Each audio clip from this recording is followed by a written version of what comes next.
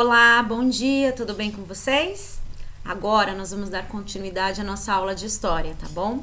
Vocês se recordam que na aula anterior nós falamos da importância das influências da religião? Hoje nós vamos dar continuidade a elas, tá bom? Então fiquem atentos, leiam o livro e marquem com o marca-texto de vocês as partes principais do texto, tá? Não se esqueçam de anotar todas as dúvidas para depois na nossa aula online nós possamos conversar sobre elas e fazer com que vocês entendam da melhor forma, tá? Tô morrendo de saudade de vocês, viu? Fiquem atentos agora na nossa aula. Até daqui a pouco. Dando continuidade à nossa atividade, vamos lá falar um pouquinho sobre a influência da religião na política, na arte e na ciência nas cidades do Antigo Egito e da Mesopotâmia. Antigamente, a religião ocupava um papel fundamental na sociedade. Por quê? Porque ela tinha influência diretamente na política, na arte e na vida de todos os seus habitantes. Além também da influência na ciência. Essa relação entre a política e a religião, ela pode ser observada quando nós percebemos a função dos governantes. No Egito, possuía apenas um governante, que era o faraó. Já na Mesopotâmia, era de uma forma diferente. O faraó, ele tinha o poder absoluto e era o único governante. Todo o governo era centralizado. Ele era responsável por todas as decisões, pela administração do reino, o comando do exército, a execução das leis e deter todo o poder religioso. Para os egípcios, a origem do faraó era divina e por conta disso o seu poder era hereditário, ou seja, passava de pai para filho. Além disso, os faraós também contavam com o auxílio dos ministros.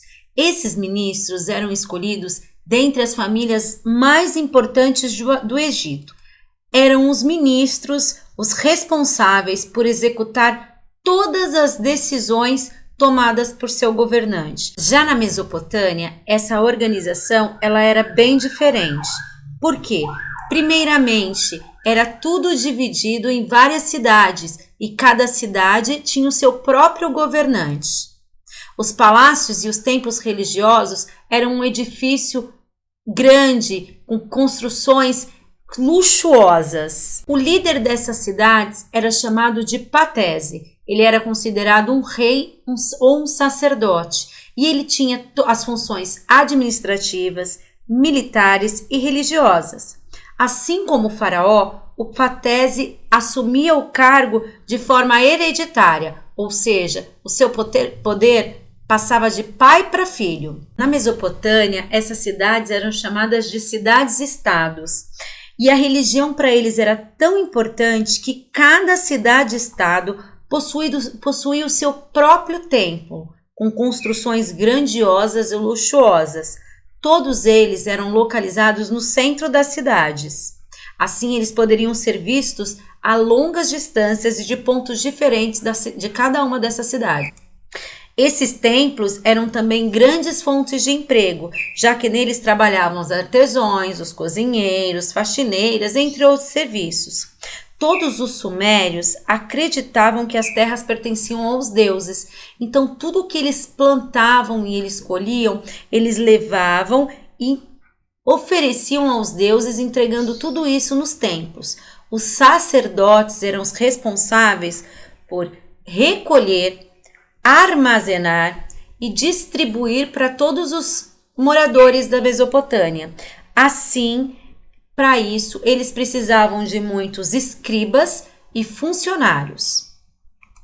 Só para relembrar, um escriba era aquele funcionário, um profissional, na época como ele era chamado, um servo, que copiava todos os manuscritos e escrevia os textos ditados. Ele era aquele que lia e transcrevia todas as leis para os reis. Os egípcios e os mesopotâmicos, eles eram politeístas. O que é isso? Eles acreditavam em vários deuses, eles não tinham um único Deus. E cada um desses deuses representavam uma força da natureza. Os templos eram muito importantes para eles, pois lá eles guardavam os impostos que eram entregues aos sacerdotes, eles eram os responsáveis por guardar e proteger esses impostos. Eles cuidavam também do monarca, que é o rei, do templo e de todas as cerimônias religiosas. Esses templos, eles eram para uso exclusivo dos reis e dos sacerdotes. Apenas eles poderiam entrar nos templos para fazer suas orações. Os demais faziam fora de templos, em suas casas ou em locais que eles reservavam para isso. As religiões também estavam sempre presentes nas artes, a forma qual eles se expressavam. As pinturas e esculturas egípcias eram caracterizadas com animais. Geralmente os faraós, eles tinham essa caracterização, cabeças de animais ou algumas partes de seus corpos. Por quê? Porque isso era uma forma deles demonstrarem força e poder perante o seu reino. Eles também eram representados pelo báculo. O báculo é um símbolo usado pelos pastores e que significava a proteção do rei ao povo, já que o rei era visto como uma divindade. Alguns túmulos e templos foram construídos ao longo da história. Para os mesopotâmicos, esses túmulos, esses templos eram chamados de zigurates. Entre 1922 e 1934, algumas expedições arqueológicas encontraram alguns vestígios desses povos. Isso onde hoje se localiza o Iraque. Foi descoberto lá um cemitério para grandes reis e pessoas importantes. Nesse cemitério, além dos vestígios mortais, existiam muitas riquezas, como joias, móveis, armas e instrumentos musicais, entre algumas outras coisas, o que mostrava que os artesãos tinham conhecimento, além de dominar a arte de trabalhar com madeira. Além dos mesopotâmicos, tem também o que vem lá do Egito. Quando nós falamos em Egito, qual a primeira coisa que passa pela nossa cabeça? As pirâmides. As pirâmides eram templos e túmulos grandiosos. Quanto maior, mais luxuoso, maior era a importância desse faraó. Dentro dos templos existiam muita beleza e representação. Era contada toda a vida desses deuses, desses reis, através de esculturas, de pinturas e colunas trabalhadas. As pirâmides serviam de túmulos para os faraós e pessoas importantes e eram construídos por trabalhadores corvéia. Nós vamos terminando por aqui esse texto.